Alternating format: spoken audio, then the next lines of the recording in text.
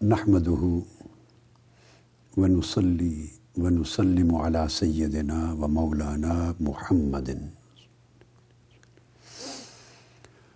رسوله النبي الأمين المكين الحنين الكريم الرؤوف الرحيم. أما بعد، بسم الله الرحمن الرحيم. باب علامات الحب في الله، لقوله إن كنتم تحبون الله فاتبعوني يحببكم الله. روى الإمام البخاري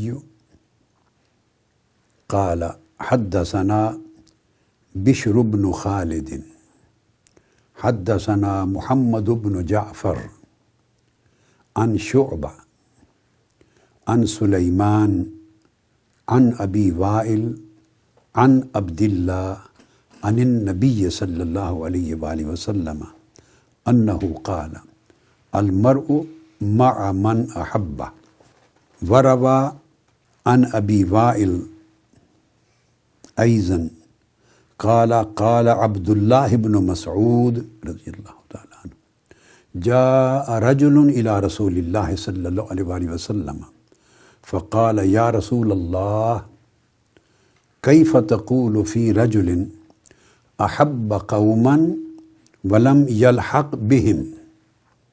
فقال رسول الله صلى الله عليه وآله وسلم المرء مع من أحبه، اور كما قال صلی اللہ علیہ وسلم. معزز سامعین و ناظرین، محترم علماء و اساتذہ اور طلباء و طالبات اور جملہ خواتین و حضرات، اللہ رب العزت کی توفیق سے آج بھی ہم صحیح البخاری کی ممکنہ حد تک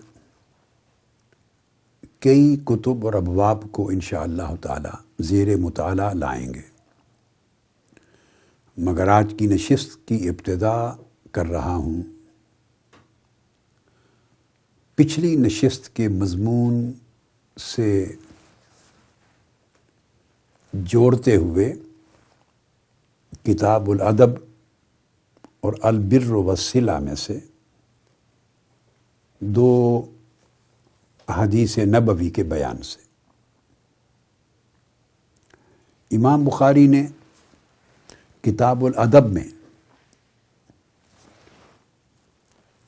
باب نمبر 96 قائم کیا ہے، 96، اور اس کا عنوان بنایا ہے اللہ کے لیے محبت کرنے کی علامات.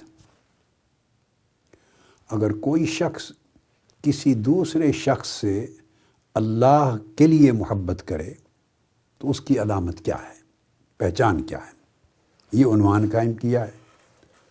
اور ترجمۃ الباب میں سورہ آل عمران کی آیت نمبر 31 اس سے استدلال فرمایا ہے، اور ارشاد فرمایا اللہ رب العزت نے کہ اگر تم اللہ سے محبت کرتے ہو یا محبت کرنا چاہتے ہو اور اللہ سے محبت کی راہ پانا چاہتے ہو تو فاتبعونی، اللہ سے محبت کرنے کے لیے میری اتباع کرو، یعنی حضور نبی اکرم صلی اللہ علیہ وآلہ وسلم کی متابعت اختیار کرو. یحببکم اللہ، اس سے اللہ رب العزت تمہیں اپنا محبوب بنا لے گا. اب اس آیہ کریمہ کا ذکر کر کے تو ایک تو اس امر کی طرف اشارہ کیا ہے کہ اگر کوئی شخص اللہ رب العزت کی محبت چاہتا ہے، اس سے محبت کرتا ہے، تو اس کے لیے لازم ہے کہ وہ حضور نبی اکرم صلی اللہ تعالیٰ علیہ وآلہ وسلم کی متابعت اختیار کرے. چونکہ حضور علیہ الصلوۃ والسلام کی متابعت ہی اللہ کی محبت کی راہ دکھاتی ہے اور اللہ کی محبت تک پہنچاتی. اب اگلی چیز جس پر امام بخاری کا فوکس ہے اس باب میں، وہ اس آیت کریمہ میں 3 چیزوں کا ذکر ہے، تو امام بخاری کا جو فوکس ہے وہ پھر پچھلی 2 چیزوں پر ہے۔ ایک تو بندہ اللہ سے محبت کرے، یہ محبت کرنا چاہے ایک، دوسرا پھر محبت الہی کی خاطر حضور علیہ السلام کی اتباع کرے، کامل مطابعت اختیار کرے، 2۔ تیسرا نقطہ یحببکم اللہ، مطابعت نبویہ میں حضور علیہ السلام کی اتباع کے نتیجے میں اللہ رب العزت تمہیں اپنا محبوب بنا لے گا۔ یعنی اللہ جب کسی بندے کو حضور علیہ السلام کی مطابعت اور غلامی کے سبب سے اپنا محبوب بنا لیتا ہے، تو اس کا مطلب یہ ہے کہ اللہ تعالیٰ خود اس بندے سے محبت شروع کر دیتا ہے، جیسا کہ ذکر پچھلی نشست میں ایک حدیث پاک میں آ چکا کہ اللہ رب العزت مطابعت محمدی کے نتیجے میں اس بندے سے خود محبت شروع کر دیتا ہے، تو بندہ اللہ کا محبوب بن جاتا ہے۔ اب یہ آیت کریمہ، اس سے امام بخاری استدلال کرتے ہوئے اگلی حدیث اس معنی پر دلالت کرنے والی لائے ہیں۔ انہوں نے مضمون محبت کو اس جگہ تک پہنچا دیا قرآن مجید کی آیت کے ذریعے کہ بندے نے اللہ سے محبت کرنے سے اپنے سفر زندگی کا آغاز کیا تھا، مطابعت نبوی اختیار کی، یہ اس کا زاد سفر بنا سفر میں، اور نتیجے میں جب منزل پر پہنچا تو اللہ اسے اپنا محبوب بنا چکا تھا، تو اللہ خود اس بندے سے محبت کرنے لگ گیا تھا۔ اب اس نقطے کو ذہن میں رکھیں تاکہ آپ کو ترجمۃ الباب اور حدیث الباب کا تعلق سمجھ میں آ جائے کہ جب اللہ بندے سے خود محبت کرنے لگ گیا اور بندہ اللہ کا محبوب ہو گیا، تو اب یہاں تک تو تھا اللہ کا محبت کرنا اس بندے کے ساتھ، کیوں کہ وہ حضور علیہ السلام کا تابعدار ہو گیا ہے، وہ اللہ کے محبوب کا غلام ہو گیا ہے، اس نے اللہ کے محبوب مکرم کی اتباع اور مطابعت اختیار کر لی ہے۔ اب آگے ارشاد فرمایا، اب جو شخص اس بندے سے محبت کرے گا جسے اللہ نے اپنا محبوب بنایا ہے حضور علیہ السلام کی مطابعت کے نتیجے میں، اب جو شخص بھی تم میں سے اس اللہ کے بندے سے محبت کرے گا، اللہ رب العزت اس محبت کرنے والے کو قیامت میں اور جنت میں اس کے ساتھ جمع کر دے گا، اکٹھا کر دے گا، اس لیے کہ اس بندے نے ایک ایسے شخص کے ساتھ محبت کی ہے اور اللہ کے لیے محبت کی ہے، چونکہ سفر اللہ کی محبت کی چاہت سے شروع ہوتا ہے، تو اللہ کے لیے حضور علیہ السلام کی مطابعت کے باعث اس بندے سے محبت کی ہے جس سے اللہ محبت کر رہا ہے، تو کامن ہو گیا نا، ادھر وہ بندہ اس بندے کا بھی محبوب ہو گیا ہے کہ اللہ کے لیے اس سے محبت کر رہا ہے، اور ادھر وہی بندہ مطابعت محمدی کے نتیجے میں اللہ کا بھی محبوب ہو گیا ہے، تو اللہ کا جو محبوب بن گیا تھا بندہ، تو آپ نے بھی ایک مومن کے طور پہ آپ نے بھی اس کو اپنا محبوب بنا لیا، تو رشتہ محبت میں جڑ گئے، تو اللہ رب العزت نے اس محبت کا صلہ یہ دیا کہ جنت میں اور قیامت میں اس کو اس کے ساتھ جوڑ دے گا۔ اب اس کو کتاب الادب میں لائے ہیں، اور کتاب الادب میں کیوں لائے ہیں؟ اس لیے کہ در حقیقت یہ ادب الہی ہے، اللہ کے ولی سے محبت کرنا، اس کے صالح مقرب بندے سے محبت کرنا، اللہ کے محبوب بندے سے محبت کرنا، یہ ادب الہی ہے۔ جب اس سے آپ محبت کرتے ہیں تو کس لیے کرتے ہیں؟ مال و دولت کے لیے نہیں کرتے، اس کی عمارت اور جاہ و منصب کے لیے نہیں کرتے، اس کے دنیاوی اعزاز اور شان و شوکت کے لیے نہیں کرتے، اپنی کسی حاجت اور ضرورت کے لیے نہیں کرتے، نہیں، دنیا کی کوئی غرض اس محبت میں نہیں ہوتی۔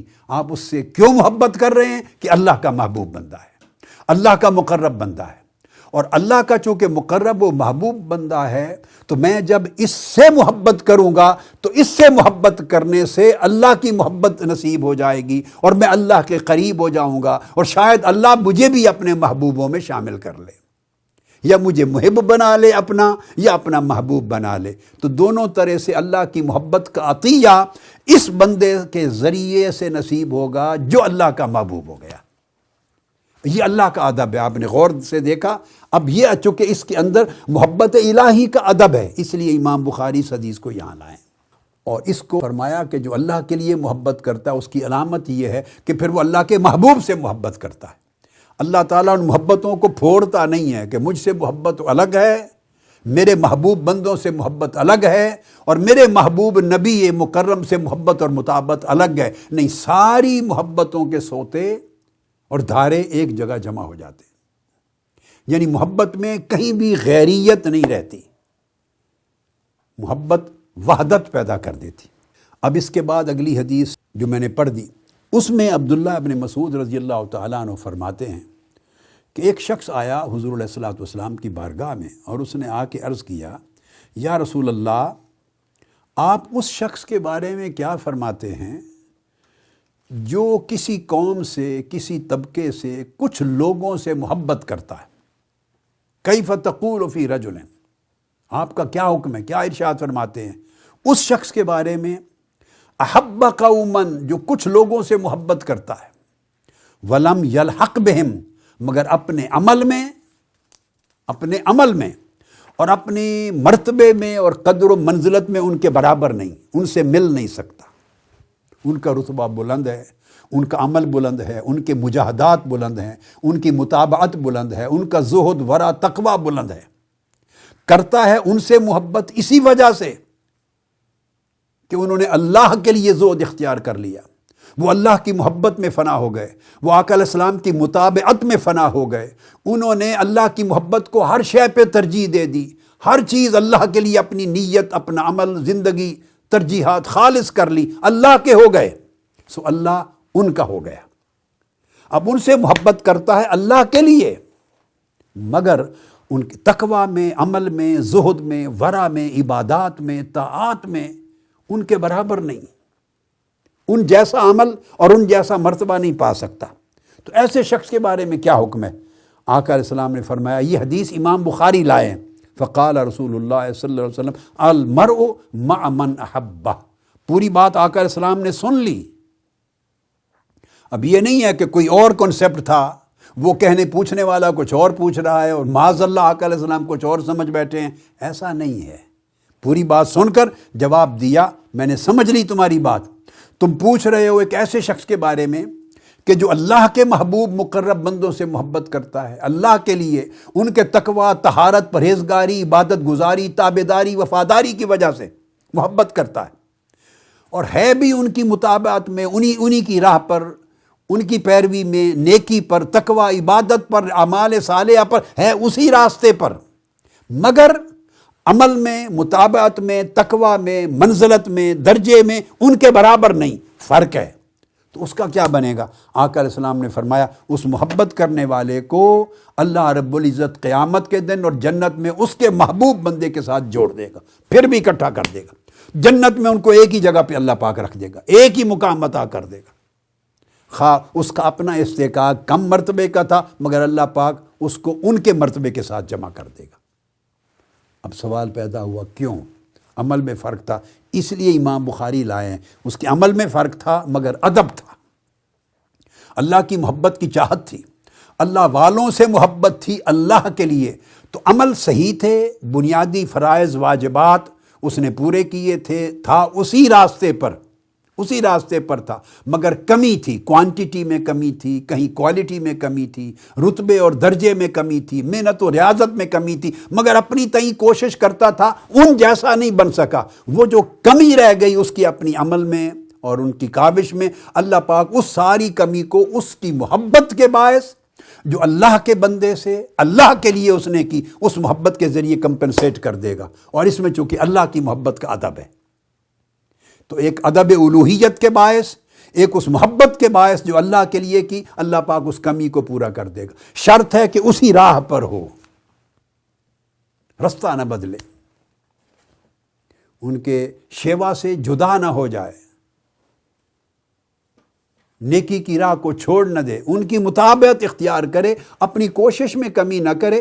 ٹھیک ہے، اللہ پاک نے اس کو ایکسیپٹ کر لیا کہ وہ اس جگہ تک نہیں پہنچ سکتا، وہ جو کمی ہے وہ اللہ پوری کر دے گا اس محبت کی برکت سے.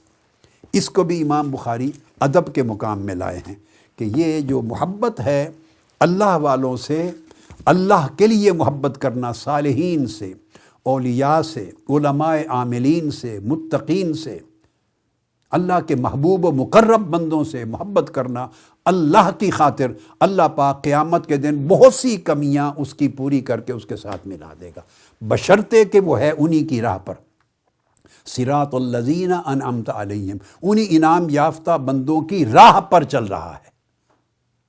اس میں وہ بگاڑ نہیں آیا بنیادی کہ راستہ بدل گیا ہو، بد ظن ہو گیا ہو، بدگمان ہو گیا ہو، بے ادب ہو گیا ہو، گستاخ ہو گیا ہو، نافرمان ہو گیا ہو، معصیت کار ہو گیا ہو، راستہ چینج کر لیا ہو، یہ نہیں ہوا، رہا استقامت سے اسی راستے پر ہے، ادب قائم رکھا ہے، سوء ظن نہیں لیا، حسن ظن قائم رکھا ہے، حسن ادب قائم رکھا ہے، حسن عقیدہ قائم رکھا ہے، حسن عمل قائم رکھا ہے، حسن تعلق قائم رکھا ہے انہی کی راہ پر چلتا گیا، اس میں نہیں لرزا، مگر جو کمی رہ گئی وہ اللہ پاک نے اس محبت کے باعث پوری کر دی۔ یہ ایک تسلسل بنا لیا پچھلی نشست کے ساتھ، اور یہ 2 حدیث رہ گئی تھیں تو میں نے چاہا کہ آج کی نشست یہاں سے شروع کر لیں۔ اب اس کے بعد کتاب الصلاۃ سے میں حدیث لے رہا ہوں تاکہ نماز کا مضمون صحیح بخاری سے کچھ لے لیں، تبرکاً تھوڑا تھوڑا ضروری ابواب میں سے لیتے جائیں۔ کتاب الصلاۃ اس کا نمبر 8 ہے، اور اس کا پہلا باب ہے باب کیف فرضت الصلاۃ فی الاسراء، کہ نماز یعنی شب اسراء اور معراج کا جو معجزہ تھا اس میں کیسے فرض کی گئی۔ یہ پہلی حدیث ہے جو کتاب الصلاۃ کی امام بخاری لائے ہیں اور حضور علیہ السلام کے معراج کا ذکر کیا ہے۔ اچھا، دلچسپ بات یہ ہے کہ اس حدیث میں یہ کئی طرق سے، مختلف اسانید سے امام بخاری کئی مرتبہ صحیح بخاری میں روایت کرتے ہیں اس کے مضامین کو، تو یہاں ترجمۃ الباب عنوان اسراء کا قائم کیا ہے اور حدیث معراج کی بیان کی ہے، اس طرح دونوں کو جمع کر لیا ہے۔ عنوان میں اسراء کا رکھا، الاسراء، اسراء کا سفر مسجد حرام سے مسجد اقصیٰ تک ہے۔ اعوذ باللہ من الشیطان الرجیم، سبحان الذی اسریٰ بعبدہ لیلا من المسجد الحرام الی المسجد الاقصیٰ الذی بارکنا حولہ۔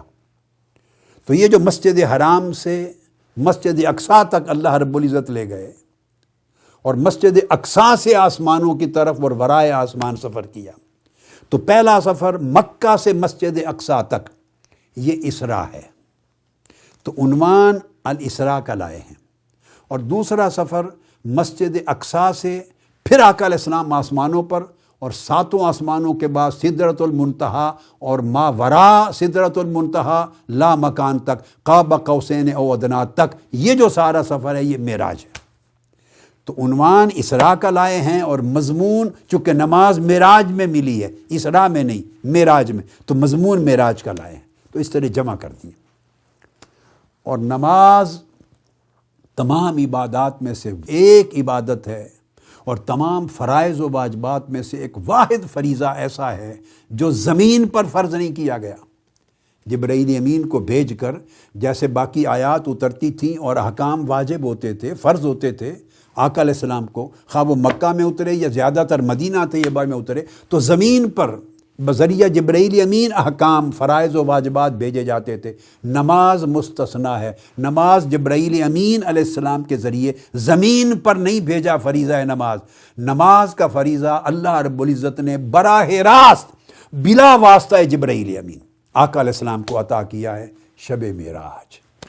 یہ اس کی عظیم فضیلت ہے، یہ ایک ایسا تحفہ ہے کہ خود دیا ہے، اس کے عطا کرنے میں جبرائیل امین کی وحی کو نہیں ذریعہ بنایا، براہ راست اپنے محبوب کو عطا کیا۔ اس لیے امام بخاری، میں نے آپ کو کہا کہ امام بخاری بڑے عاشق رسول ہیں، وہ احکام بیان کرتے ہیں، مسائل بیان کرتے ہیں، ہدایات بیان کرتے ہیں، مگر دیکھیے نا سب سے پہلی حدیث کون سی لا رہے ہیں کہ نماز کیسے فرض کی گئی اسراء اور معراج میں، اور آقا علیہ السلام کے معجزہ معراج کا ذکر کرتے ہیں۔ ورنہ یہ بھی کر سکتے تھے کہ صرف فرضیت نماز کی حدیث پہلے لے آتے، پھر آگے یہ تذکرہ آتا رہتا۔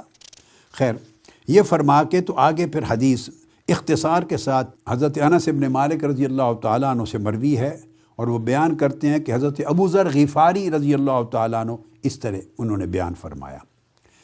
کہ آقا علیہ السلام نے فرمایا کہ میں سویا ہوا تھا اور اوپر کمرے کی چھت کھلی، اس میں سے جبرائیل امین نیچے اترے، دروازے سے نہیں آئے۔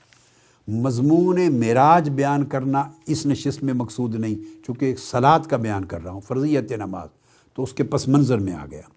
تو پھر لے کے فرماتے ہیں فَعَرَجَ بِي إِلَى السَّمَاءِ الدُّنْيَا، پھر وہ الٹیمیٹلی آقا علیہ السلام کو لے کے آسمان دنیا پر گئے۔ پھر آگے چل کے باقی آسمانوں کا ذکر کرتے ہیں اور تذکرہ فرماتے ہیں فَلَمَّا فَاتَحَ عَلَوْنَا السَّمَاءَ الدُّنْيَا، پھر رفتہ رفتہ آسمانوں کے دروازے کھلتے گئے۔ خازن جو بواب تھا اس کو جبرائیل امین بتاتے گئے کہ میں حضور محمد مصطفیٰ صلی اللہ علیہ وسلم کو اللہ کے امر پر ساتھ لایا ہوں۔ کھلتے کھلتے ساتوں آسمان آپ نے سفر طے کر لیا۔ پھر آگے ذکر آتا ہے کہ اس میں آسمانوں میں حضرت آدم علیہ السلام سے ملے، ادریس علیہ السلام سے ملے، موسیٰ علیہ السلام سے، عیسیٰ علیہ السلام سے، ابراہیم علیہ السلام سے، اور دیگر احادیث میں دیگر اور انبیاء علیہ السلام کا بھی ذکر آتا ہے، ان کی ملاقات کا ذکر ہے۔ جب تمام سفر طے ہو گئے سماوی کائنات کے، تو اس کے بعد پھر آگے ذکر کیا ثم عرج بی حتی ظہرت لمستون اسمع فی صریف الاقلام، پھر میں اوپر چلا گیا، سدرۃ المنتہا سے آگے، اور اس جگہ تک جا پہنچا جہاں لوح محفوظ پر جب قلم چلتے ہیں تو ان قلموں کے اقلام کے چلنے کی آواز آتی تھی، یا احکام الہیہ اور وحی امر الہیہ کو جب وہ اترتے ہیں تو ملائکہ جب قلم سے لکھتے ہیں تو ان کے قلم چلنے کی آواز آتی تھی۔ تاہم دونوں معنی ہیں۔ تو میں اس مقام تک پہنچا جہاں قلم کے چلنے کی آواز آتی، اور پھر اس سے آگے گئے۔ آگے تذکرہ آتا ہے کہ پھر ففرض اللہ علی امتی 50 صلاۃ، اس پر اللہ رب العزت نے میرے اوپر میری امت کے لیے 50 نمازیں فرض کر دیں۔ اب یہ جو مقام ہے، چونکہ کئی مقامات پر امام بخاری یہ حدیث لائے ہیں، اس کا ایک جملہ اس پہ ایڈ کرتے ہوئے یہاں میں کتاب التوحید سے لے رہا ہوں ایک اور حدیث، صحیح بخاری کی کتاب التوحید، اور باب ہے کلم اللہ موسیٰ تکلیمہ، یہ باب ہے۔ یہاں جب فرمایا کہ جہاں قلموں کے چلنے کی آواز آئی وہاں تک پہنچا، اس کے آگے فرماتے حتیٰ جاء سدرۃ المنتہا، سدرۃ المنتہا پہ جا پہنچے۔ پھر اس سے آگے گئے تو امام بخاری روایت لائے ہیں جو میں نے ذکر کر دیا آپ کو، وَدَنَا الْجَبَّارُ رَبُّ الْعِزَّةِ فَتَدَلَّى حَتَّى كَانَ مِنْهُ قَابَ قَوْسَيْنِ أَوْ أَدْنَىٰ۔ پھر جب آگے گئے یہاں اللہ رب العزت کی ملاقات کا ذکر امام بخاری رائے کہ پھر اللہ رب العزت نے اپنی شان کے لائق وہ میرے قریب آیا۔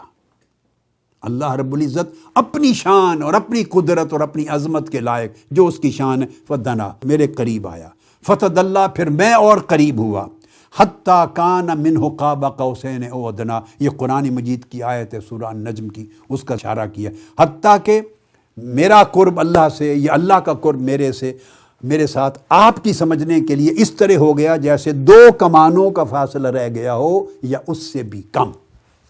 یہاں تک ذکر کر دیا امام بخاری نے اس حدیث پاک میں، فَأَوْحَى اللَّهُ فِي مَا أَوْحَى إِلَيْهِ، اس مقام پر اللہ نے حضور علیہ السلام سے کلام کیا۔ اب یہاں جبرائیل امین پیچھے رہ گئے تھے، سدرۃ المنتہا پیچھے رہ گئی تھی، عالم مکان پیچھے رہ گیا تھا، یہ عالم لا مکان میں کون سی جگہ تھی، کس مقام پر فتدلّا، کس مقام پر اللہ نے نزول فرمایا اور کس جگہ تک فرمایا اور کتنی قربت عطا فرمائی، اور آقا علیہ السلام کو کتنی قربت نصیب ہوئی کہ 2 کمانوں کا فیصلہ رہ گیا، یہ ساری چیز کیفیات سے باورا ہے، نہ اس کا تصور کوئی کر سکتا ہے نہ اس کی کیفیت کو بیان کر سکتا ہے، یہ اس سے ماورا ہے، یعنی قرب کی انتہا ہو گئی اور کوئی ذریعہ اور واسطہ درمیان میں نہ رہا۔ وہاں اللہ رب العزت نے حضور علیہ السلام پر وحی فرمائی، اور قرآن مجید میں بھی ہے فَأَوْحَىٰ إِلَىٰ عَبْدِهِ مَا أَوْحَىٰ ثُمَّ دَنَا فَتَدَلَّىٰ فَكَانَ قَابَ قَوْسَيْنِ أَوْ أَدْنَىٰ، سورہ النجم کی آیات کا اشارہ اس حدیث پاک میں آ گیا۔ وہاں پر رات اور دن 24 گھنٹے کے لیے 5 نمازیں فرض کیں، ثم حبط حتیٰ بالغ موسیٰ، آقا علیہ السلام فرماتے ہیں پھر وہ نیچے اترے، حضرت انس روایت کرتے ہیں ابو ذر سے کہ حضور علیہ السلام پھر نیچے اترے، حتیٰ کہ پھر وہ موسیٰ علیہ السلام جہاں درمیان میں کھڑے تھے وہاں تک پہنچے، حتیٰ مررت علی موسیٰ، میرا گزر موسیٰ علیہ السلام کے پاس سے ہوا۔ موسیٰ علیہ السلام نے پوچھا ما فرض اللہ لک علی امتک، یا رسول اللہ صلی اللہ علیہ وسلم، اللہ رب العزت نے آپ کی امت کے لیے کیا فرض کیا ہے؟ قلت فرض 50 صلاۃ، میں نے کہا کہ 50 نمازیں فرض کی ہیں۔ قال فرجع الی ربک، یا رسول اللہ صلی اللہ علیہ وسلم اللہ کی طرف واپس چلے جائیے، فإن امتک لا تطیق ذلک، آپ کی امت 50 نمازیں ہر روز پڑھنے کی طاقت نہیں رکھتی۔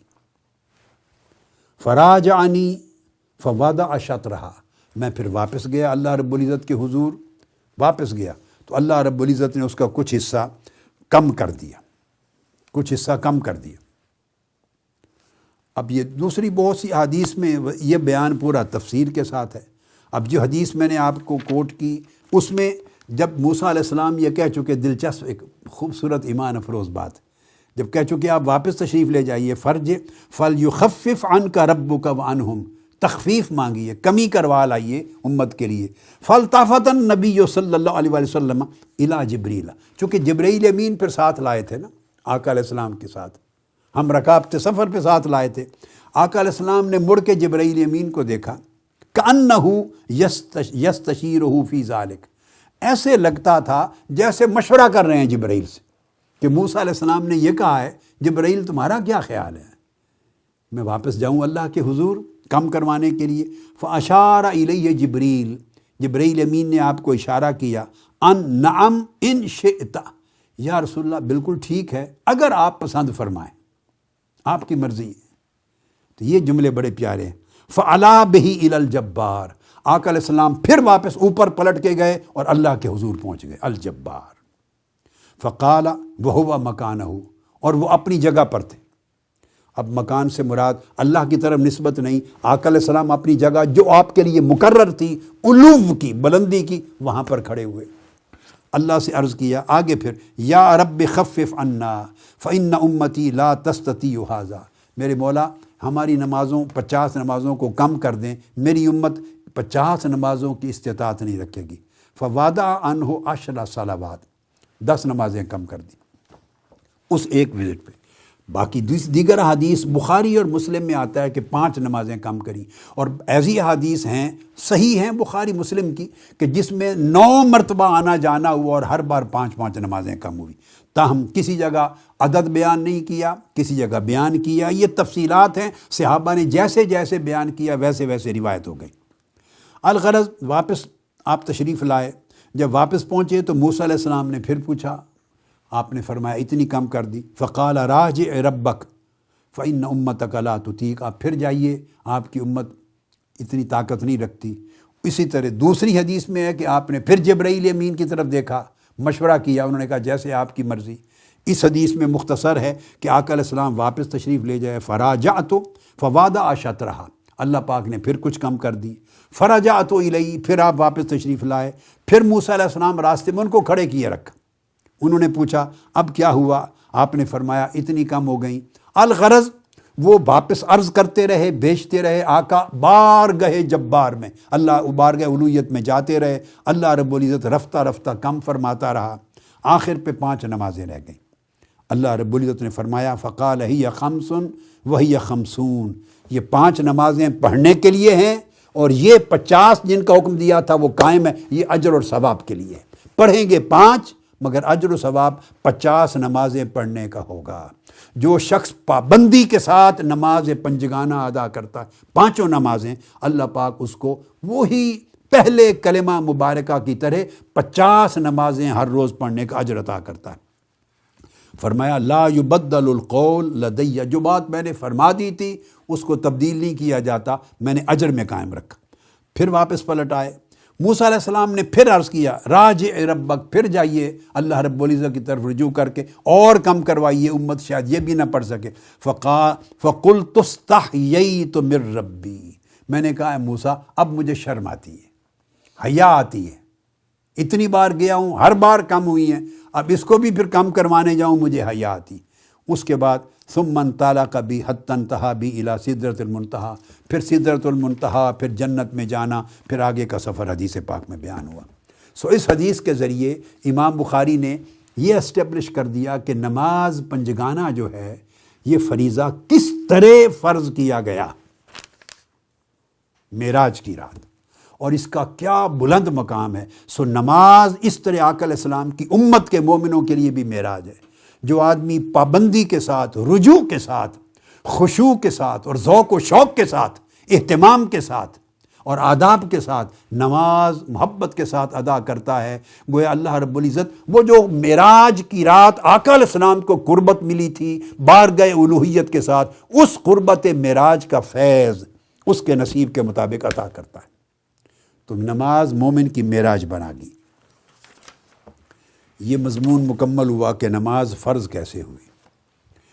اب اس کے بعد حدیث لیتے ہیں کتاب و مواقیت الصلاۃ سے، نماز کے اوقات کے اوپر کتاب ہے۔ اس حدیث میں حضرت ابو ہریرہ رضی اللہ تعالیٰ عنہ روایت کرتے ہیں انہ سمع رسول اللہ صلی اللہ علیہ وسلم یقول ارأیتم لو ان نہرا بباب احدکم یغتسل فیہ کل یوم خمسا ما تقول ذلک یبکی من درنہ قالوا لا یبکی من درنہ شیئا قال فذلک مثل الصلوات الخمس یمحو اللہ بہ الخطایا۔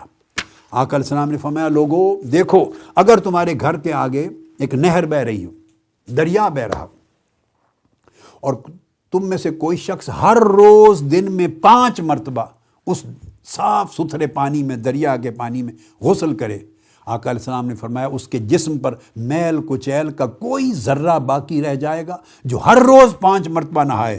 صحابہ کرام نے عرض کیا یا رسول اللہ بالکل کچھ نہیں بچے گا میل میں سے۔ فرمایا یہ پنجگانہ نماز کی مثال ہے۔ جو شخص ہر روز پابندی کے ساتھ 5 نمازیں ادا کرتا ہے، اللہ رب العزت اس کی ساری خطائیں ہر روز کی بنیاد پہ معاف کر دیتا، مٹا دیتا ہے اور اس کو صاف ستھرا اجلا کر دیتا ہے۔ یہ نماز کی فضیلت ہے۔ اور دوسری طرف نماز ترک کرنے والا من ترک الصلاۃ متعمدا فقد کفر، جو نماز کو چھوڑ دیتا ہے جان بوجھ کر، وہ کفر کا عمل کرتا ہے، یعنی اپنے آپ کو کافروں کے ساتھ ملا لیتا ہے۔ اور ایک حدیث میں آقا علیہ السلام نے فرمایا بین العبد و بین الکفر ترک الصلاۃ، مومن یعنی مسلمان اور کافر کے درمیان جو فرق کرنے والی چیز ہے وہ نماز پڑھنا یا نماز کا ترک کر دینا۔ ہم کتنے غافل ہیں نماز کے باب میں۔ نماز کے بغیر ایمان اسٹیبلش ہی نہیں ہوتا لائف میں۔ یہ تو ایک گوشہ ہے، اور دوسرا گوشہ ہے کہ نماز معراج محمدی کا تحفہ ہے۔ آقا علیہ السلام خود یہ عطیہ مقام قاب قوسین او ادنیٰ سے لے کر آئے معراج کی رات۔ تو جو شخص اس کو ریگولرلی ادا کرتا ہے اس کو معراج کے فیوزات میں سے، برکات میں سے اور انوار و تجلیات میں سے حصہ ملتا ہے۔ پھر جتنے ذوق و شوق سے پڑھے گا، جتنے تعدیل ارکان سے پڑھے گا، جتنے آداب کے ساتھ پڑھے گا، جتنے خشوع اور خضوع کے ساتھ پڑھے گا، اتنا زیادہ حصہ اس کا معراج کی قربتوں کا اور تجلیوں کا بڑھتا جائے گا۔ اب چونکہ خشوع کا ذکر کیا میں نے، اگلی حدیث بھی خشوع پر آ گئی۔ اب وہ کتاب الاذان سے لے رہا ہوں، اگلی کتاب الاذان ہے اور کتاب کا نمبر ہے 88۔ باب الخشوع فی الصلاۃ، نماز میں خشوع کا باب، کہ بندہ کس طرح اپنے دل و جان اور سوچوں کو سب کچھ یکجا کر کے اللہ کے حضور جھک جاتا ہے، کس طرح خشوع اور خضوع لاتا ہے، رغبت اور محبت اور توجہ اور انہماک پیدا کرتا ہے نماز میں۔ حدیث یہ ہے ابو ہریرہ رضی اللہ تعالیٰ عنہ روایت فرما رہے ہیں، آقا علیہ السلام مصلی پر تشریف فرمائے، آپ نے صحابہ سے کہا پیچھے، ان رسول اللہ صلی اللہ علیہ وسلم قال هل ترون قبلتی ہا ہونا، آپ نے فرمایا کیا تم یہ دیکھ رہے ہو کہ میرا قبلہ اس طرف ہے، اور چونکہ قبلہ سامنے ہے سو میں سامنے دیکھ رہا ہوں نماز کے لیے، اور سامنے دیکھنے کا مطلب یہ سمجھتے ہو کہ میں ادھر ہی دیکھتا ہوں جو سامنے اور پیچھے کچھ نہیں دیکھتا، یہ معنی تھا۔ یعنی چونکہ قبلہ ادھر ہے اور میں اس طرف متوجہ ہوں تو کیا یہ خیال تو نہیں کر رہے کہ پیچھے مجھے نظر نہیں آتا؟ فرمایا واللہ ما یخفى علی رکوعکم ولا خشوعکم وانی لاراکم وراء ظہری، اللہ کی قسم نہ تمہارے رکوع جب میں قبلہ رخ کھڑا ہوتا ہوں، نماز پڑھ رہا ہوتا ہوں، نماز پڑھا رہا ہوتا ہوں اور چہرہ انہماک کے ساتھ میرا قبلہ رخ ہوتا ہے، تم پیچھے ہوتے ہو، اللہ کی عزت کی قسم تمہارے رکوع بھی مجھ سے پوشیدہ نہیں ہوتے اور تمہارے دلوں کی اور اندر کی جو خشوع کی حالت ہے وہ بھی پوشیدہ نہیں ہوتی۔ میں تمہارے رکوع بھی دیکھتا ہوں اور قلب اور باطن میں تمہارے خشوع چھپی ہوئی حالت بھی دیکھتا ہوں۔ اللہ نے سارے پردے مجھ سے اٹھا دیے ہیں۔ وَإِنِّي لَأَرَاكُمْ وَرَاءَ ظَهْرِي، جیسے میں آگے دیکھتا ہوں ایسے میں پیچھے بھی دیکھتا ہوں۔ جیسے آگے دیکھتا ہوں ویسے پیچھے بھی دیکھتا ہوں۔ اب اس سے یہ پتہ چلا کہ جو مواجہ ہے آقا علیہ الصلوۃ والسلام کا ایک سمت دیکھنا، اس کا معنی یہ نہیں ہمارے مواجہ کی طرح کہ باقی سمتوں میں نظر نہیں آئے۔ آقا علیہ السلام کی نگاہ میں ساری سمتیں رہتی ہیں۔ یہ تو صحابہ کرام کے دور کی بات ہے، آج بھی آقا علیہ السلام کی امت کے احوال حضور علیہ السلام پر پیش ہوتے ہیں۔ آپ ملاحظہ فرماتے ہیں ہماری کیفیتیں ظاہر اور باطن کی آقا علیہ السلام پر آج بھی پیش ہوتی ہیں، اور آپ مشاہدہ فرماتے ہیں۔ یہ معنی ہے کہ حضور اپنی امت پر شہید ہیں، مشاہدہ فرمانے والے ہیں۔ یہ حدیث ہم نے لے لی کتاب الاذان سے۔ اب ایک اور حدیث ہے، باب حد اتمام الرکوع والاعتدال فیہ والتمانین، کتاب الاذان کا۔ حضرت براء بن عازب رضی اللہ تعالیٰ عنہ راوی ہیں، عن البراء قال کان رکوع النبی صلی اللہ علیہ وآلہ وسلم وسجودہ وبین السجدتین واذا رفع من الرکوع ما خلا القیام والقعود قریبا من السواء۔ یہ نماز کا ادب سکھایا جا رہا ہے۔ قائم یہ کیا ہے باب رکوع اور سجود کو پورے شان و شوکت اور آداب کے ساتھ مکمل کرنا، اور اعتدال کے ساتھ مکمل کرنا، اور ہر نماز کے رکن کو پورا کرتے ہوئے اطمینان قائم رکھنا، سکون سے قائم رکھنا، یعنی بھاگم بھاگ نہ کرنا، ٹکرے نہ مارنا زمین پر، نیچے گئے پھر اوپر آئے، نیچے گئے اوپر آئے، تیزی سے پڑھے اور پڑھ کے تو سلام پھیر دیا۔ یعنی نماز سے جی نہ چھڑایا جائے بلکہ نماز میں جی لگایا جائے۔ نماز سے جی چھڑایا نہ جائے، نماز میں جی لگایا جائے، تب اس کو معراج میں سے کچھ حصہ ملے گا۔ تو حدیث میں فرماتے ہیں کہ آقا علیہ السلام کا رکوع کرنا، حضور علیہ السلام کا سجود کرنا، اور دونوں سجدوں کے درمیان بیٹھنا، اور رکوع کرنے کے بعد جب کھڑا ہونا، یہ ساری کیفیتیں آقا علیہ السلام کی ایسی تھی کہ سب میں ایک جیسا وقت لیتے تھے، قریبا من السماء، یعنی جتنا وقت آقا علیہ السلام رکوع میں لیتے اتنا ہی وقت رکوع کے بعد قیام میں لیتے، قوما میں، پھر جتنا وقت سجدے میں لیتے اتنا وقت ہی سجدے کے بعد پھر بیٹھنے میں لیتے، پھر سجدے میں لیتے۔ تو رکوع میں، سجود میں، قوما میں اور قعدہ بین السجدتین میں برابر وقت لگتا تھا۔ اتنے اطمینان کے ساتھ نماز پڑھتے، سوائے اس قیام کے جس میں قرات کی جاتی ہے اور اس قعود کے جس میں تشہد پڑھا جاتا ہے اینڈ پر۔ یہ نماز کا ادب بیان کیا ہے۔ پھر اگلی حدیث ہے 793 اور چیپٹر 122، باب امر النبی صلی اللہ علیہ وسلم الذی لا یتم رکوعہ بالاعادہ۔ جو شخص اپنی رکوع سجود کو صحیح طریقے سے مکمل نہیں کرتا اور ایسے ایکسرسائز کرتا ہے تیزی سے، اس کو حکم دیا کہ نماز دہرائے، اس کی نماز نہیں ہوتی۔ کیا فائدہ، اللہ کے حضور کھڑے بھی ہوئے، وقت بھی نکالا، وضو بھی کیا، مصلی پر بھی آئے، نماز بھی پڑھی، اور نماز پڑھی مگر نہ پڑھی۔ چند منٹ اور لگ جاتے ہیں۔ جب اللہ کے حضور کھڑے ہوں تو ادب کے ساتھ کھڑے ہوں، رغبت کے ساتھ کھڑے ہوں، محبت کے ساتھ کھڑے ہوں۔ جہاں آپ کا مواجہہ ہو وہاں آپ کا خشوع اور خضوع بھی ہو اللہ کی طرف۔ اس حدیث میں ارشاد فرمایا ہے، عن ابی ہریرہ رضی اللہ تعالیٰ عنہ، ایک شخص کا واقعہ بیان کیا، ان النبی صلی اللہ علیہ وسلم داخل المسجد، آپ مسجد میں تشریف لے آئے، فداخل رجل فصلی، اتنے میں آپ کے سامنے ایک اور شخص آیا، اس نے نماز پڑھی۔ نماز پڑھنے کے بعد آ کے حضور علیہ السلام کی بارگاہ میں سلام پیش کیا، آپ نے کو سلام کا جواب دیا، فقال، اور کہا، فقال ارجع فصلی فانک لم تصلی، سلام کا جواب دے کے فرمایا واپس جاؤ، نماز پڑھو، تم نے نماز نہیں پڑھی۔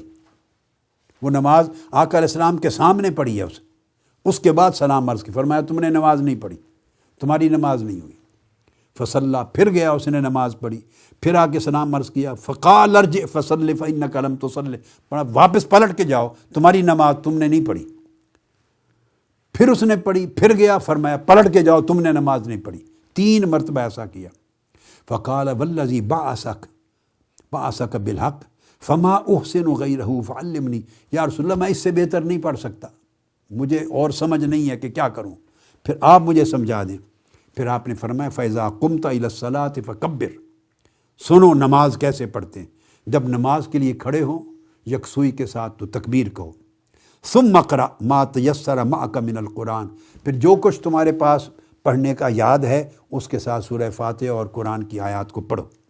جب پڑھو ثم ارکع حتی تطمئن راکعا، اس کے بعد جب رکوع کرو تو اس طریقے سے کرو کہ اطمینان ہو جائے، تمہاری پشت نیچے رکوع میں رہنے میں اطمینان ہو جائے۔ ثم ارفع حتی تعتدل قائما، رکوع کے بعد جب کھڑے ہو اور اس طرح کھڑے ہو کہ پورے تمہارے قیام میں اعتدال ہو جائے، اس میں بھی اطمینان اور سکون آ جائے۔